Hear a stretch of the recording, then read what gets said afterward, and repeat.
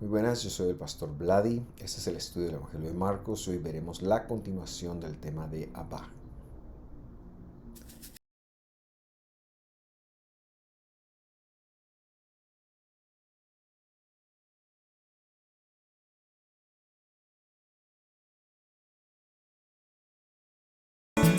Y estamos ya en nuestro segundo estudio de esta serie que le hemos denominado El Padre.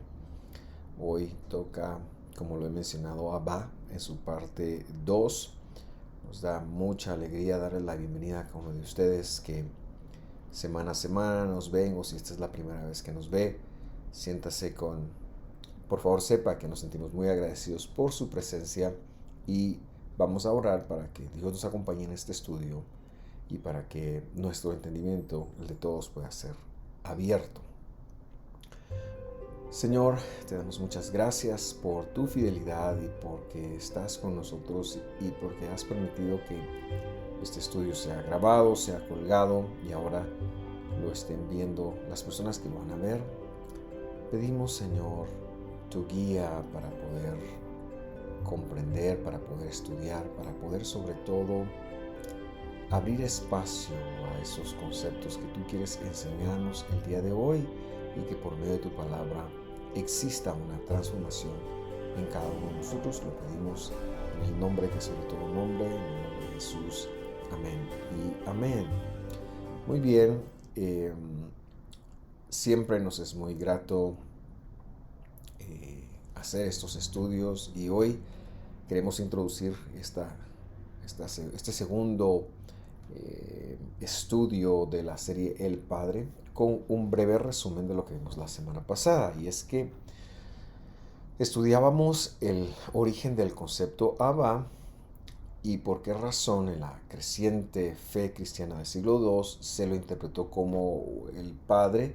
Luego no se supo qué hacer con él, y no es sino hasta el siglo V que ya se lo ve como una persona y se hace pues toda esa división que usted ya sabe. También vimos su aplicación en la interacción que Jesús tuvo con este nombre, con este enunciado del Padre, en varios versos, y hablamos un poco de la interacción del anciano de días, para redundar en el concepto, y el Hijo, que son dos funciones o atribuciones de un mismo ser, de una misma persona, que hablábamos, la Biblia le llama Elohim, lo traducen como Dios, y que significa el pleno de los atributos, esto es Elohim, y entonces que el anciano de días y el Hijo se refería uno a la plenitud de los atributos y al otro con el único atributo de la salvación, porque si no destruiría al hombre debido a su santidad. Y esto lo mencionamos un poquito la semana pasada. Y bueno, nuestro punto de partida para hoy es el versículo 37, que es el que ha propiciado que nosotros nos hagamos esta pregunta: ¿quién envió a Jesús? Y lo leemos para empezar. Dice: el que recibe en mi nombre a uno de estos siervos, me recibe a mí. Es Jesús quien está hablando. Y el que me recibe a mí, no me recibe tan solo a mí, sino al que me envió. Y muchos, por leerlo apresuradamente, se han puesto a la idea de que si lo reciben a él, seguramente quien lo envió es alguien mayor que él, y algo de eso queremos aclarar el día de hoy. ¿Quién envió a Jesús y por qué la Biblia lo maneja para nosotros hoy en el siglo XXII como dos entes distintos, dos personas distintas? Pero si son dos personas, entonces también son dos seres distintos, y ya hemos visto que para nosotros eso no es posible, ya que uno de los enunciados de fe en los cuales nos basamos y se basa la Biblia es en la unicidad de Dios. Y entonces yo quiero ayudarme para introducir lo que hoy vamos a ver, un salmo, vamos a desarrollar unos versículos de un salmo, pero para introducir esto, yo quiero que recordemos, vamos a ver una escritura del último libro de la Biblia. Ahora, el último libro de la Biblia, que se le ha conocido como Apocalipsis, algunos ignoran que esto quiere decir revelación. Y una revelación no necesariamente tiene que ver solamente con lo que va a pasar en el futuro, sino hay eventos del pasado que también nos han sido vedados. Por eso es que este libro en su capítulo 1 empieza diciendo lo que ha de venir, versículo 1, pero también el versículo 19 nos narra lo que ya se ha visto, y este libro lo reúne todo. Nosotros tenemos que saber que hay muchos eventos allí que cuando el apóstol Juan escribe esto ya han ocurrido, y Dios lo que está diciendo, miren, es lo que esto fue lo que pasó, pero lo está haciendo en un lenguaje muy interesante, en un lenguaje de revelación, en un lenguaje un poquito vedado si no hay un estudio de la escritura. Y entonces, pensando en que todo el libro narra revelaciones que o ya han ocurrido o vendrán, entonces leemos el versículo 6 del capítulo 5 y dice así: y miré, y he aquí en medio del trono y de los 4 animales, y en medio de los ancianos estaba un cordero como muerto. Ya esto nos levanta una señal en la mente, una alerta, voy a decirlo, que tenía 7 cuernos y 7 ojos, que son los 7 espíritus de Dios enviados de toda la tierra. Y nosotros sabemos que el cordero es por excelencia la función redentora de Jesús, es decir, lo que el Evangelio hasta este momento ha llamado el Hijo, o Jesús, o el primogénito, y algunos otros nombres que se le han dado a Jesús en el Evangelio, ahora va a incluir el nombre del Cordero. El Cordero es una referencia a él, y aquí tenía pues una apariencia como de muerto, y esto nos llama también mucho la atención porque tiene que ver con la muerte de nuestro Redentor, y ya veremos por qué tiene que ver con esa muerte. Y versículo 7 dice: y él vino y tomó el libro de la mano derecha de aquel que estaba sentado en el trono. Y entonces, si ya dijimos que la figura del Cordero es la figura de Dios en la tierra dando su vida por nosotros, ahora viene y toma el rollo del libro, dice, o el libro de la mano derecha de aquel que estaba sentado en el trono, que por supuesto es Dios mismo. Entonces lo que estamos viendo aquí son 2 funciones de Dios, una en el anciano de días, pero ahora el Hijo, una vez padeciendo, está tomando la mano de el que está sentado en el trono. Y lo que está sentado en el trono, como veremos dentro de un momento, tiene que ver con lo que él había dejado estipulado en el trono, porque ahora será él el que reine. Entonces esto nos introduce el Salmo 40, que como veremos es un salmo con una cantidad de escritos mesiánicos importantes y determinantes para entender para nosotros. Hoy vamos al Salmo 40 y vamos a leer en el versículo 5, vamos a empezar en el versículo 5, 6 en hebreo. En el hebreo va un versículo adelante del castellano y dice así: aumentado has tú, oh Señor Dios mío, tus maravillas y tus pensamientos para con nosotros. No te los podemos contar, anunciar ni hablar, no pueden ser narrados. Y pareciera como que el salmista está hablando de una adoración, de una alabanza. De hecho, hay un coro de los años 90 muy famoso basado en este versículo. Sin embargo, ya veremos que es más que el salmista expresándose, sino esto forma parte de una revelación que tiene que ver con Dios mismo, y que por supuesto los humanos no podríamos imaginar lo que él está haciendo. Y entonces el versículo siguiente dice así: Sacrificio y ofrenda vegetal no te agrada, dice esta versión. Me has perforado oídos. Holocausto y expiación no has demandado.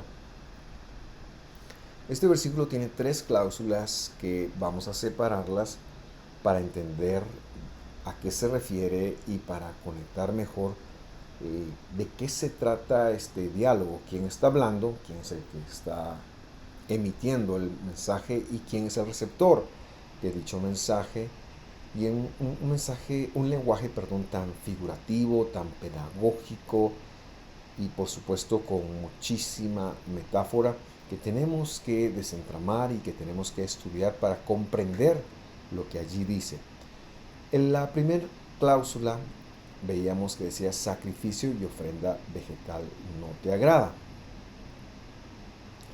En el momento en que esto se escribe, los sacrificios en el templo están más que vigentes. El salmista, cuando participó de los sacrificios, vio el gozo de Dios, vio la alegría de Dios. Pero aquí entonces tendría que hacernos pensar un poquito más allá de eso, ¿cómo es que no le agrada? ¿Cómo es que si están vigentes, cómo es que si Él los pidió, si están en su palabra, por qué razón dice que no le agradan? Y aquí tenemos que hacer una acotación importante. El hebreo bíblico, dependiendo de cómo se lo acentúe, se puede leer en pasado, en futuro. Entonces también podría leerse ofrenda, sacrificio, ofrenda vegetal no te agradará. Es decir, no llegarán a dar la talla o no dan la talla. Y lo que tenemos que empezar a pensar es que, por supuesto, Dios tenía un mecanismo de salvación en proceso y ello incluía los sacrificios, hasta que viniera el sacrificio de los sacrificios, hasta que viniera el cordero que iba a morir, el cual iba a ofrecer y expiar por los pecados y ofrecer su cuerpo en ofrenda, dice, una sola vez y para siempre. Entonces, cualquier sacrificio y cualquier minja, que el minja son las ofrendas vegetales que acompañan las distintas ofrendas por pecado que se dan, cualquiera de ellos no iba a ser agradable en el sentido de que nunca iba a producir transformación. Es decir, sí les producía a quienes lo ofrecían un perdón, pero era muy temporal.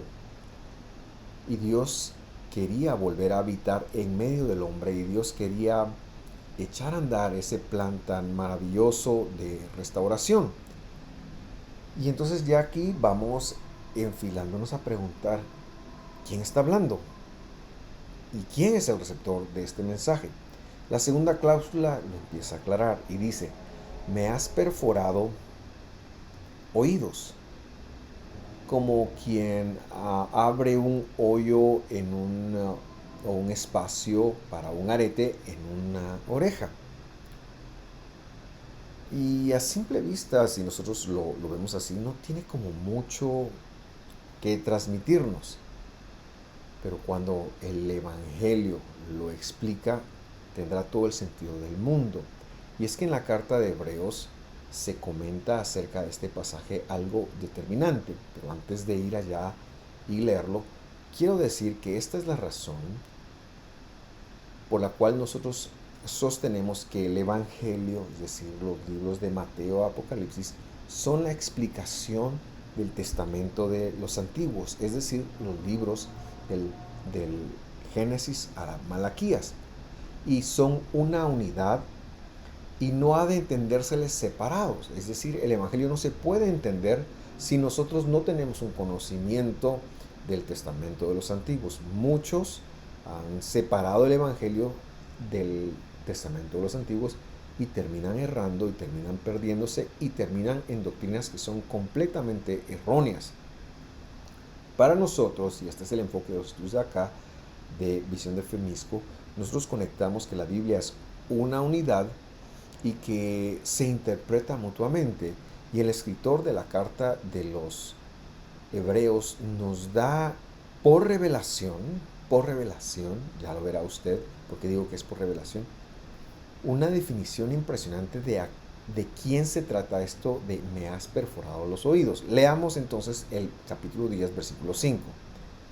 Por lo cual, al entrar Él en el mundo, ¿quién es Él que entraba en el mundo? Era Dios mismo, que se despojaba de sus atributos y que entraba al mundo y que recibe un nombre teológico, pedagógico de el Hijo o Yehoshua, Adonai Salva o Jesús, y entraba al mundo. Y entonces dice, leo nuevamente, por lo cual al entrar Él en el mundo dice, sacrificio y ofrenda no has querido. Está citando el mismo salmo que estamos nosotros hablando. Y dice, pero un cuerpo has preparado para mí. Es decir, que quien está hablando acá es la función del Hijo, la función de Dios venido a la tierra, de Dios disminuido. El creador del cielo, el creador del universo, ha dejado a sus atributos en los cielos y ha descendido. Y Él le está diciendo a alguien, que ya estableceremos quién es, que los oídos perforados de los que habla el Salmo, el Evangelio nos está diciendo que es el cuerpo que se le preparó a Él en esta creación. Claro, es un cuerpo del cielo, como luego también lo señala el autor de la carta de los Corintios, es decir, no es un cuerpo humano como el nuestro, pero sí es un cuerpo del cielo que va a portar la sangre, es decir, el pecado humano. Pero a mí me impresiona entonces que este cuerpo, es decir, este salmo está diciendo que cuando Él entra en el mundo o a la tierra, se le ha preparado un cuerpo. Y entonces aquí ya tenemos que saber que este salmo está compartiendo con nosotros una conversación de matices mesiánicos. David, inspirado por Dios, está hablando de la venida de Dios aquí a la tierra y de cómo Dios le preparó un cuerpo para que pudiera venir. Entonces, veamos la última cláusula. Y antes de leer la última cláusula, yo le he puesto entre paréntesis los conceptos hebreos, los he transliterado. Dice así, holocausto, el nombre de este en hebreo es hola y se refiere a la ofrenda quemada. Y luego dice, y expiación, dice esta traducción que consultaba. Quiero decirle que no significa expiación aquí, sino acá es jatá, es la palabra, y jatá es la ofrenda por el pecado. Es una de las ofrendas que están registradas en los primeros 5 capítulos de Levítico que debían de ofrecerse y que nosotros sabemos tiene que ver algo con la función del Mesías. Y entonces lo que está diciendo es que esto es lo que no has demandado. Pero más que demandar en función de solicitar, es demandar en función de satisfacer. O sea, que los olot, o sea, las ofrendas, los holocaustos, que era la ofrenda quemada que subía todo, que era una ofrenda por la reconciliación, y el jatá, que era la ofrenda por los pecados, por los erros, por el errar del hombre, por el no pegarle los pecados, fueran estos a propósito o fueran estos involuntarios,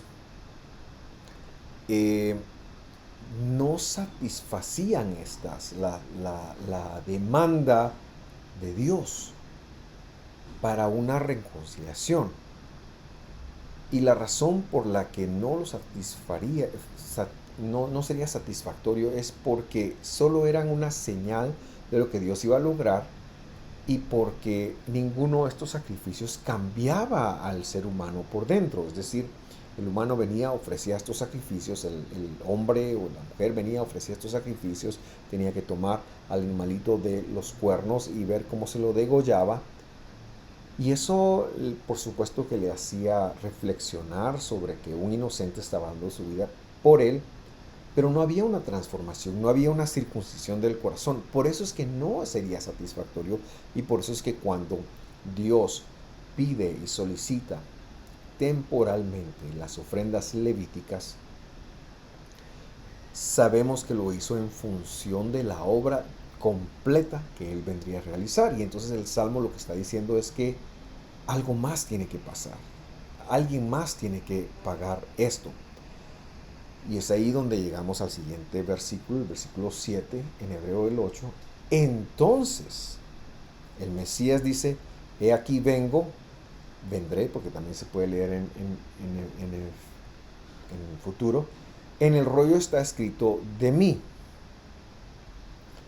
Ahora, Jesús está hablando acá, pero lo que está diciendo es que en el rollo ya estaba escrito de él, de los son los sacrificios. Cuando Jesús viene a la tierra, ya la escritura había dado testimonio, incluso 1000 años antes, porque esto se escribe unos 1000 años antes del Mesías, de que iba a venir y que su venida estaba escrita ya en un rollo y también en todos los demás, Génesis, Éxodo, Levítico, Números y Deuteronomios, pero en los Salmos específicamente, citando a este que estamos hablando ahora, que él iba a venir y que él venía a tomar el espacio de los sacrificios. Me explico, perdón, de una mejor forma. Es decir, estaba escrito en el rollo que tenía que venir, pero entonces todas las ofrendas que también estaban contenidas en los rollos, en el libro, que hablaban de la reconciliación, eran una referencia a este sacrificio perfecto que él vendría a hacer. Recordemos algunos conceptos entonces. ¿Cuál es el rollo del libro? Pues es la Biblia. La Biblia que se tiene hasta ese momento, porque el Evangelio que viene después es como la revelación de la Biblia. Pero hasta este momento se tiene la Torah, que es el Humash o el Pentateuco, los escritos y los profetas. Pero que también, si recordará usted, la semana pasada encontrábamos que a Moisés se le llamó, a los libros de Moisés, perdón, se les llamó la sabiduría, y a los demás libros de la Biblia se les llamó la inteligencia, que fueron escritos por Moisés y por otros profetas a quienes Dios inspiró, pero que la autoría se la reserva Dios mismo. Y entonces Jesús está diciendo que Él viene a hacer precisamente lo que está escrito en el libro de Él. El rollo lo ha inspirado Él y Él viene sometido a ese rollo. Pero este rollo, haciendo un traslado teológico al momento histórico del primer siglo, porque este es un concepto que ya se supo 1000 años antes de que viniera Jesús. Pero este rollo, ahora nos hacemos un adelanto de 1000 años y nos situamos en el momento donde Jesús viene. En el tiempo donde Jesús vino, ese rollo se conocía como la sabiduría, es decir, Abba. Cuando Jesús entonces menciona Abba, se está refiriendo al rollo que él mismo pronunció a Moisés y a todos los demás profetas, que ellos registraron, que ellos escribieron y que ha pasado de generación en generación al pueblo de Dios. Pero que en el primer siglo, ya hace 2000 años antes de nosotros, se le conoce como Abba. El Salmo 119 dice algo muy interesante y lo enfatizamos ahora mismo, versículo 89. Para siempre, oh Señor, tu palabra está firme en los cielos. Es decir, entonces, a pesar de que se escribió y está en la humanidad en este momento del Salmo 119, de todas maneras, la misma escritura nos enseña que también en el cielo hay un rollo, que en el cielo está firme. Por eso sabemos con certeza, bueno, por eso y porque Jesús también lo avaló cuando él habló de Abba, pero por esto sabemos que el concepto de Abba como sabiduría era correcto en el primer siglo, porque Jesús lo avaló, pero también porque está escrito de él. Muy bien, regresamos al Salmo 40, capítulo 8 y en hebreo, perdón, Salmo capítulo 40, versículo 8 y en hebreo 9 y dice así: el hacer tu voluntad, Dios mío, dice esta versión, me ha agradado y tu ley, es decir, Torah, está en medio de mis entrañas. Y este versículo es necesario explicarlo. En primer lugar, porque nos señala con quién está hablando Jesús. Si ya respondimos que el que viene, el que está hablando de que en el rollo está escrito él, es Jesús, ahora sostenemos que nos va a aclarar con quién es ese diálogo que se está teniendo. Ahora, el problema es que si se lo entiende en castellano, vamos a ver a dos personas acá, o a dos seres, y esto es bastante complicado, por lo que hemos mantenido por la unicidad de Dios. En hebreo, no podemos decir Dios mío, sino como se maneja el posesivo es Dios de mí, Dios de mí. Y más claramente se maneja Dios a través de mí. Un pequeño ejemplo de esto lo hemos hablado con el término fidelidad. Cuando Jesús le dice a la mujer, según las traducciones, tu fe se ha salvado, tu fe te ha salvado o tu fe te ha sanado, lo que está diciendo es la fidelidad para contigo. Y entonces el ser humano no es como el actor principal, por lo menos en hebreo no lo es, o porque él es un receptor. Y en este caso Jesús está tomando el posesivo para él. Entonces es más correcto decir el Elohim de mí, bueno, el Dios de mí diríamos. Sin embargo, esto todavía nos presenta el pequeño problema de, de dos entes separados. Ahora, ¿qué quiere decir Dios de mí? ¿Cómo explicamos esto, este Dios de mí?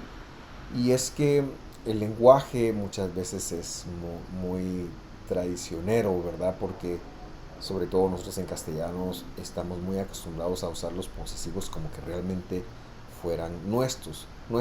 Pero en hebreo la lectura correcta es Dios a través de mí. Si tenemos en cuenta que la palabra Elohim representa la plenitud de los atributos de Dios, entonces logramos mantener la unicidad de una persona, porque Él está haciendo un diálogo intrínseco entre los atributos de Él y Él. Es decir, como que yo dijera, es para ponerle un ejemplo, mi cabeza está pensando en qué voy a hacer cuando salga de acá. No es un elemento ajeno a mí. Quien está pensando soy yo, porque la cabeza es mía, no la puedo ver separada de mí. Pero el otro factor es de que en este caso los atributos representan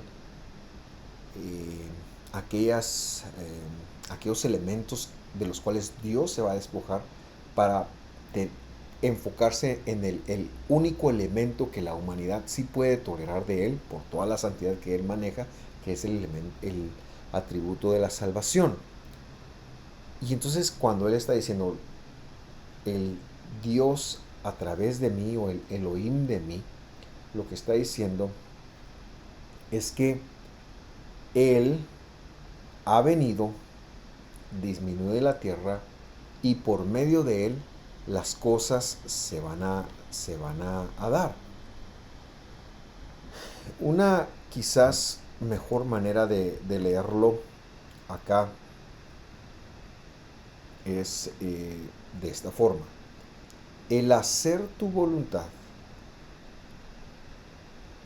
atributos míos, Elohim, o a través de mí, me ha agradado. Y tu ley, es decir, la instrucción, está en medio de mis entrañas. Por eso es que cuando el Señor viene, Satanás se le acerca, por ejemplo, para ponerle este ejemplo y le dice, en medio de esos 40 días en los cuales Jesús no come, él le dice, háblale a las piedras para que se conviertan en pan. Y Jesús se rehúsa a hacerlo. No porque no pudiera, sino porque eso no estaba escrito, eso no estaba preparado. Y él sabía que se estaría traicionando a sí mismo, ya porque él ya lo había dejado escrito en sus atributos, que no vendría a hacer ese tipo de cosas, o eso no lo haría, esa situación o circunstancia específica. Y entonces ya aquí vemos una unidad en donde él le está hablando a un libro, a un escrito, mira lo que está escrito de mí. Eso es lo que yo vine a hacer, vine a cumplir lo que está escrito de mí. Y por eso muchas veces, y yo lo busqué en una concordancia, él habla de lo que está escrito de él, como está escrito de mí, y también habla del que me envió y del Padre, y siempre es en función de las palabras que él ya ha dejado escrito. Antes de terminar, vamos a hacer un ejercicio de conexión que creo que nos lo va a aclarar un poco más. Pero antes de dar esa explicación, eh, dice que, o más bien dicho, quiero revisar la cláusula, una cláusula sobre lo que quiere decir el reclamo de la justicia que Dios, eh, a ver, lo que quiero establecer, perdón por la confusión ahí, es por qué razón Dios mismo tendría que venir, por qué no puede ser otro. Porque si Dios vino, no es que haya otro Dios en los cielos, sino que Él dejó su palabra y por supuesto todos los decretos que Él tenía que dejar para que los ángeles los cumplieran en su ausencia. Y cómo es que Él, Jesús, el Mesías, el Hijo, funciones del Todopoderoso disminuidas en la tierra, vienen y hacen para satisfacer todas las demandas de reconciliación que estaban escritas. Es que si él no hubiera escrito esas demandas, no hubiera hablado esas demandas en su palabra, no hubiera tenido que venir. Pero como él habló estas demandas y las dejó escritas, por esta razón él tuvo que venir. Y por eso es que es enviado por estas mismas demandas que él dice, miren, para arreglar la situación entre el hombre y Dios, la demanda de justicia es la siguiente, y a eso es lo que yo me refería. Vamos a ver, una escritura en Hebreos 6, capítulo 6, versículo 13. Dice así, pues cuando Dios hizo la promesa a Abraham, no pudiendo jurar por uno mayor, juró por él mismo. Es decir, solo él podría cumplir esto, nadie más podría cumplir. No habría otra persona capaz de solventar la demanda que Dios estaba estableciendo. Y lo juró de qué manera, diciéndole, ciertamente te bendeciré y te multiplicaré. Y entonces el pacto con Abraham, determinante para cualquier ser humano, es el pacto por excelencia. Es el pacto en donde Dios dice, mira, ellos serán mi pueblo y yo seré su Dios. Y entonces en las muchas extensiones, en todas las conversaciones que Dios tiene con Abraham, desde el capítulo 12 e incluso hasta el capítulo 22, como lo veremos más adelante, cuando habla de pacto, todos son Dios, explicaciones que le van sumando al pacto que he mencionado. Yo seré su Dios y ellos serán mi pueblo. Pero aquí lo que está diciendo es que el único capaz de satisfacer la demanda de justicia de Dios era Él mismo, y por eso deja escrita esa demanda, deja colocada esa demanda en los cielos, deja hablada esa demanda en los cielos, y esto es lo que se conoce como Abba antes de él venir. Y repito, Abba quiere decir el Padre. Pero el problema de verlo en castellano es que inmediatamente pensamos en una persona distinta de Jesús, y no lo es. No es una persona distinta de Jesús. Es Dios. Y el concepto de Abba no es una persona, sino es un concepto teológico, repito, del primer siglo. Ahora, volviendo entonces a lo que estábamos viendo de Abraham, vamos a ir a Génesis, y aquí el contexto es muy hermoso, en los cuales se dijo lo que leímos en Hebreos. Es decir, no pudiendo jurar por alguien más, juró por sí mismo, que él vendría. Esto se da en Génesis 22, y el contexto es muy hermoso, y se trata de la atadura de Isaac, y cómo cuando llega el momento donde Dios dice no lo mates, aparece un cordero, una ofrenda que se puede ofrecer a él, unas lecciones muy bellas que podríamos obtener de esto, pero yo quiero enfocarme en el versículo 13, del versículo 13 en adelante, y dice así: entonces Abraham alzó los ojos y miró, y vio un carnero detrás de él, trabado por los cuernos en un matorral. El Targum dice que lo que vio fue al Mesías, pero este no es mi tema hoy. Y continúa diciendo: Abraham fue, tomó el carnero y lo ofreció en Olá, en holocausto, en lugar de su hijo. Estaba haciendo una reconciliación. Y por supuesto que este evento es profético con lo que él mismo haría. Versículo 14.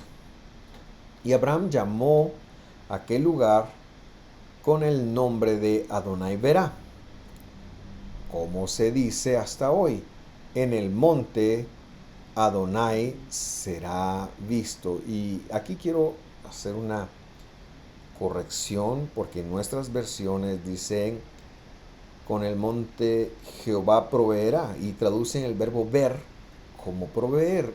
Y creo yo que si Dios ve algo, por supuesto que puede redundar en una provisión, pero ahí no dice proveer, ahí dice ver.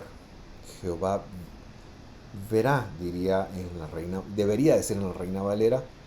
Y pues nosotros, por las lecciones que hemos hablado de cómo se pronuncia el nombre impronunciable del Señor, que la palabra Adonai juega como un sustituto, hemos traducido con el nombre de Adonai verá. Porque, y luego la última cláusula de este versículo es impresionante, porque dice: en el monte Adonai será visto. En el monte Adonai será visto. En Génesis ya Dios estaba estableciendo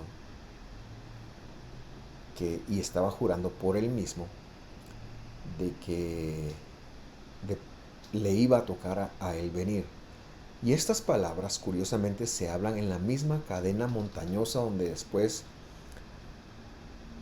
la cadena se llama Moria, donde después el Señor Adonai fue visto. Adonai fue levantado en un madero, o sea, donde Jesús dio su vida.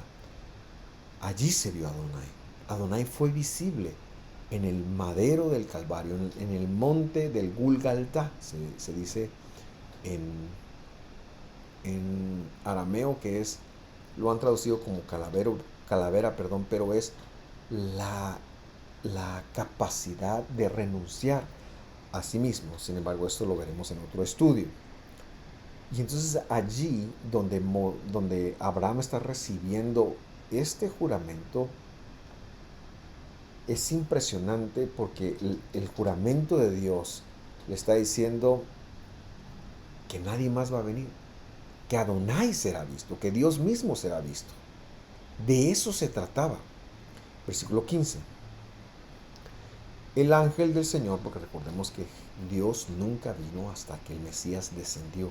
Dios siempre envió a un ángel, a un enviado, a un malaje. Entonces por eso es que cuando dice y dijo Dios, y Dios habló con tal, es un ángel, un mensajero de Dios. El ángel del Señor llamó a Abraham por segunda vez desde el cielo. Versículo 16. Y le dijo: por mí mismo he jurado, declara el Señor, por cuanto has hecho esto y no me has rehusado a tu hijo, tu único. De cierto te bendeciré grandemente y multiplicaré en gran manera tu descendencia. Y muchos se van a ver la multiplicación y la bendición en gran manera. Pero es que lo que hay que ver aquí es: por esto he jurado. ¿Y qué fue lo que juró? En el monte Adonai será visto.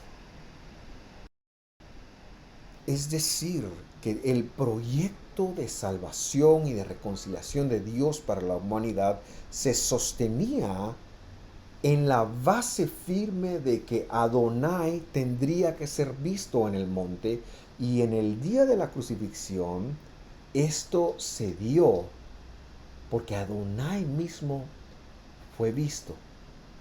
Y yo le estoy dando a usted un pequeño ejemplo entonces de lo que significa en el rollo está escrito de mí, porque toda la Biblia, lo que pasa es que hay que estudiar y hay que investigar, está gritando con respecto de ese momento, está gritando con respecto de esos años donde Dios mismo va a venir, pero que nosotros no tenemos por qué preocuparnos, porque todo en el cielo quedó arreglado por su palabra fue establecida en los cielos. Y no tenemos por qué pensar que hay dos, tres, cuatro, cinco o más de uno, como lo dice el mandamiento más importante, incluso según Jesús mismo, sino que Él vino, se despojó a sí mismo, pero en el libro estaba escrito. Vamos a hacer un ejercicio de aclararnos algunas ideas. Elohim y Elohim ya veremos en el estudio de la próxima semana de qué se trata. Pero para maneras de esta pedagogía decimos que Elohim es Dios en su manifestación de la plenitud de los atributos. Es decir, Dios, lo que nosotros conocemos como la palabra Dios, pero del testamento de los antiguos, Elohim. Pero quizás es mejor manejar los términos hebreos, porque en hebreo así es, mientras que en castellano hay que explicarlo. Entonces, Elohim es el ser supremo, Dios, pero con la plenitud de todos sus atributos, una santidad insoportable para nosotros, algo que nos destruiría, algo impensable, como está quizás hablado en Romanos, me parece que dice las riquezas inescrutables, más allá de lo que nos podemos imaginar de la grandeza de Dios, Dios en sus plenitud de atributos. Este Dios habló, dictó, estableció una Torá. Y Torá, recuerde usted que es una instrucción. Una instrucción. Esa instrucción la estableció en los cielos para que habite permanentemente ahí, para que pueda ser consultada por cualquier ángel, pero más que nada para que pudiera ser consultada por él mismo cuando estuviera en la tierra. Esta Torá la escribieron Moisés, David, Asaf, los escritores de Proverbios, Salomón, los profetas, en fin, todos y cada uno de los escritores bíblicos escriben esta Torá. Y por supuesto, como nos referimos antes de que Él viniera, todavía no incluye el Evangelio, el Nuevo Testamento, pero que sepamos que eso es palabra de Dios también, al nivel de lo que fue establecido en los cielos. ¿Por qué razón? Porque es la revelación, es el entendimiento de lo que ha ocurrido en el testamento de los antiguos. En esa Torá que él escribió, entonces, se determinó, se estableció, debido a la demanda de justicia que él mismo había establecido ahí, pero en esa Torá se estableció que él tendría que venir. Que él, nadie más podría, porque él había dado su palabra que Adonai sería visto en el monte. Y por lo tanto, para venir, una sola vez y para siempre, como luego también lo dice la revelación del Evangelio en Hebreos, debía de disminuirse. Veremos la disminución en el estudio siguiente, en el estudio 59, pero debería disminuirse. Y Adonai, el Yud-He-Vav-He, el Dios Todopoderoso, el Creador, el Elohim, se disminuyó y vino en persona. El Creador del cielo vino y a esa función, a esa disminución, recibió varios nombres. Mashiach, es decir, Mesías, Ben Adam, es decir, el Hijo del Hombre, o Adonai salva, es decir, Yehoshua, es decir, Jesús. Y cuando Él viene, se sujeta entonces a la Torá que Él ya ha hablado, la cual llamó Abba. Él se humilló de la forma más grande, de tal manera que tomó forma humana, sin dejar de ser Dios, y cumplió con toda la demanda de Abba, de la Torá, que Él mismo había pronunciado,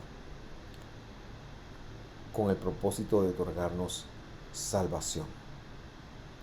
Por eso, cuando Él ora a Abba, estaba inquiriendo para ver cuál era el mecanismo legal para la situación que fuera aquí en la tierra. Creo que la semana pasada hablamos de cuando Él está en esa interacción en el monte de los olivos, cuando no quiere morir, y al final lo hace porque no hay otra manera. Adonai tenía que ser visto.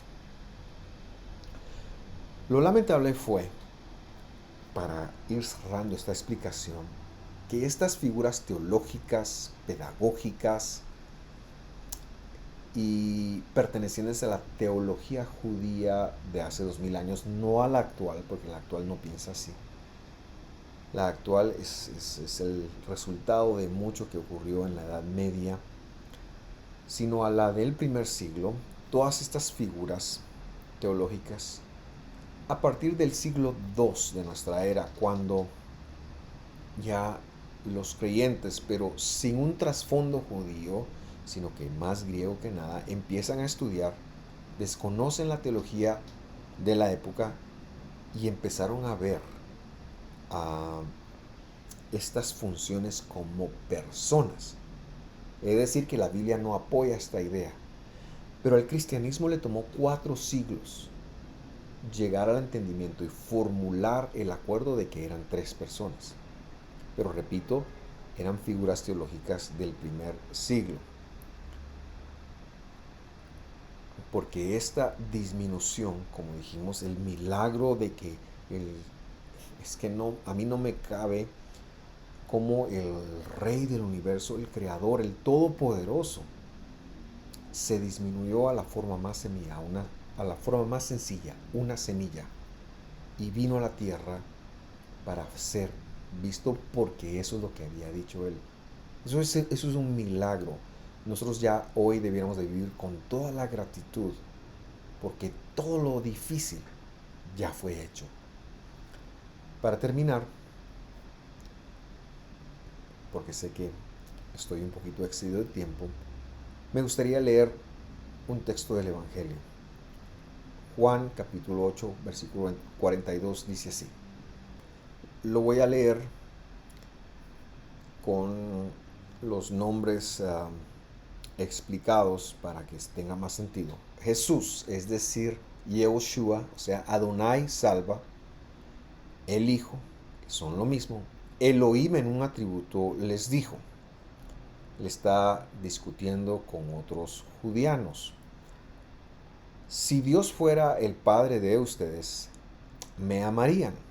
Y menciona porque ellos están diciendo que el origen de ellos, es decir, que el origen de la teología de ellos viene de Dios. Y Jesús está diciendo, no, esto no es así.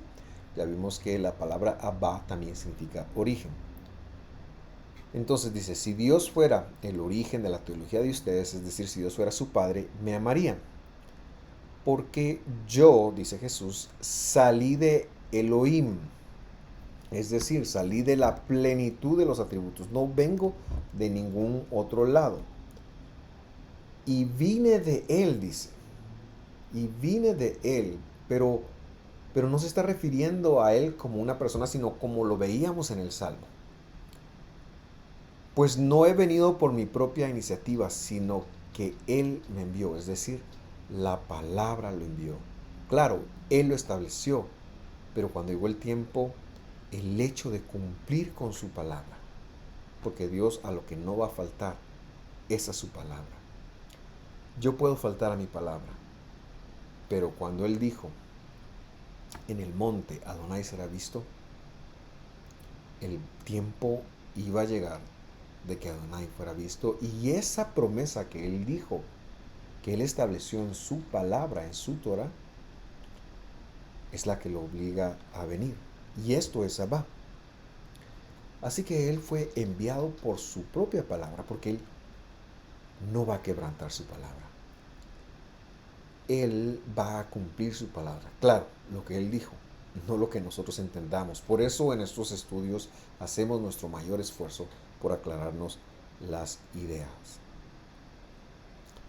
Él vino a cumplir su propio juramento de todo lo que dijo que iba a ocurrir para que la salvación nos llegara a nosotros.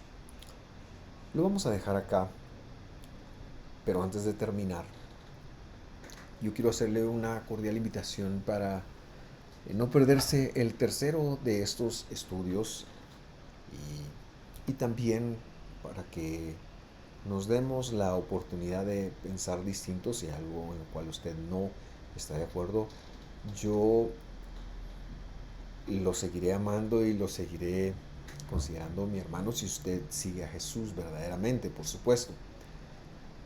Pero le invito a estudiar, le invito a pensar, le invito a escuchar nuevamente esta serie y a compararlo, estudiando seriamente con lo que realmente se habló hace 2000 años, con lo que realmente significan los vocablos hebreos y con lo que realmente significa el griego, que tradujo todas las ideas semíticas, arameas, que se escribieron en el Nuevo Testamento. Yo le invito a seguirnos en nuestras redes, a visitarnos en nuestro canal de YouTube, para buscar especialmente, hay un segmento ahí que me gustaría recomendarle y es los módulos de discipulado, en donde explicamos nosotros por qué vemos la Biblia como la vemos, por qué vemos la Biblia de esta manera. No me resta más que agradecerle y darle gracias al Señor porque ha permitido que lleguemos a otro estudio más. Para mí es muy importante poder comunicar lo que entiendo Dios me ha pedido que haga para con cada uno de ustedes. Un abrazo, lo espero la próxima semana. Hasta pronto.